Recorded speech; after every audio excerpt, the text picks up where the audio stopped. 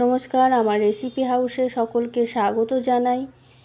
দেখলেন মাছগুলো ভালো করে ধুয়ে নুন হলুদ মাখিয়ে রেখেছি।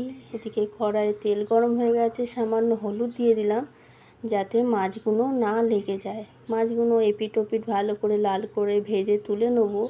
তুলে নিয়ে ওই তেলেই আলুগুলোকে সামান্য হলুদ নুন দিয়ে ভেজে নেব।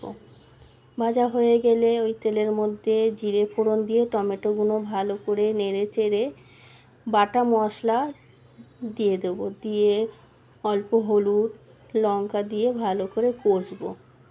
যখন কষা হয়ে যাবে আলুগুলো দিয়ে ভালো করে আরেকটু কষবো। সামান্য নুন দিতে হবে, কেন আলুতেও নুন দেওয়া ছিল, সেই জন্য অবশ্যই নুনটা চেক করে নেবেন।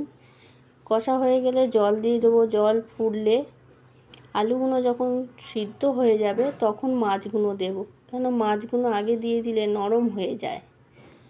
মাছগুলো যখন দিয়ে দেবো ফুটে উঠলে কিছুক্ষণ পরে আমি নামিয়ে নেব।